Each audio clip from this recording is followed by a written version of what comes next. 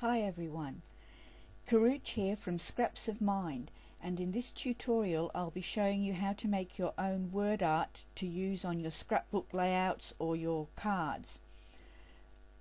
For a high definition version of this tutorial, please click over to www.scrapsofmind.com, where you'll be able to see it in a much larger screen size and a much tighter resolution. And now on with the tutorial. Word art can be fun to make. I'm doing this in Photoshop Elements, but the techniques are good for all graphics editing programs. You just may find the tools named differently and located in different places. First, we'll open a new file. We'll go over to our new file icon. We'll be using a 12-inch by 12-inch file at 300 pixels per inch with a transparent background. That way we can see the size of our word art on our scrapbook layout. I'll name the file Word Art and click OK. Now select the phrase or the quote that you want to make into your word art. I'll be demonstrating the Word Art Extravaganza logo that I made for my free Word Art newsletter on Scraps of Mind. You need to think about how you might want to break up the phrase into separate visual components. Although you can mess around and change your ideas as you start to work with your design, it's always a good idea to have a rough plan of what it is you're going to do. So we'll get back our new file that we created and then select the horizontal type tool from your toolbar. Now you just need to type in the phrase components onto your blank file. So clicking somewhere on the blank file, we'll type in the W. I'm going to break the W away from the rest of the word. Clicking somewhere else, we'll do ORD. You'll notice that as I'm clicking in different places, each of the components is opening up in a separate layer, which is really very important. We need to have all of the components in their own layers so we can play around with them. Art, and then Extravaganza.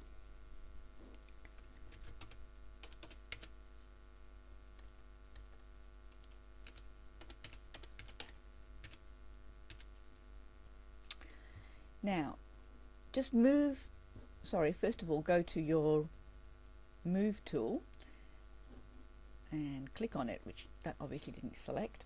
Now, just grab your different components and move them roughly into the places where you're going to want to have your design. Once again, we're not worrying an enormous amount about the font and the size of our fonts at this stage.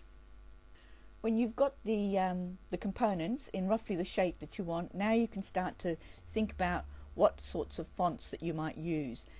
It's a good idea to have 2 or 3 fonts in a piece of word art for the visual appreciation of it, because it's effectively a piece of art rather than just the text that you're portraying. So what I'm going to do for this particular one is select the W, and I'm going to do that in if I get onto my text tool, I can actually change my fonts. I'm going to do that in Camelot Caps. And then I'm going to select this part of my text, and I'm going to do that in a charming font, which is one of my favorites. And I'm also going to do the art word in a charming font.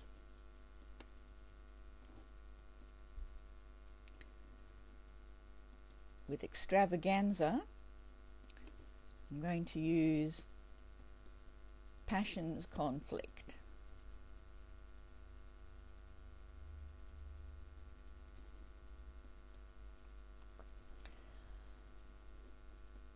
Okay, now you can start to play around with a number of the effects and the size and the positioning of your pieces of text. We'll go to our Move tool again and we'll click on our W, and I want that to be a little bit bigger, so I'm going to hold my Shift key down and just drag that a little bit and confirm that. Then I'll take my other part of the word and we'll move that just a little bit bigger. I don't need to worry too much about the aspect of this one. I don't mind if I stretch it out a little bit. There we go. And we'll confirm that. The word art, select that. I'm going to put that so that it sits up underneath the first word, and I'm going to make that a little bit taller and a little bit bigger. Just adjust the positioning of it a little bit so you can see how it slots in neatly. We'll confirm that. The word extravaganza. Now I want that word to be quite tall, and I want it to overlap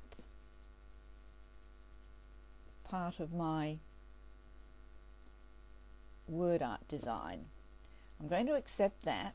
Now when you've got your design in place, that's when you can start to play with some of the layer styles and effects and create some texture and some depth and some dimension to it. And one of the ways you can do that very easily is to pick a word and then reduce the opacity. So I'm going to reduce the opacity of extravaganza to 50%.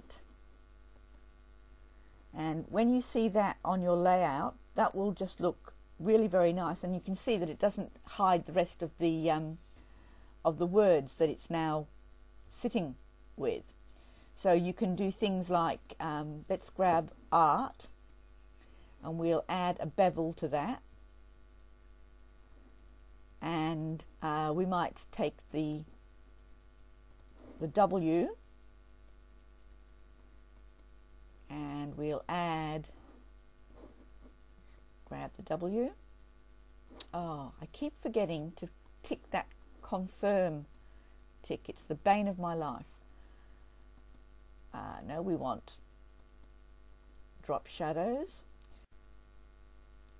and we'll select a low shadow, and then we'll just double click on this little silver dot thing, and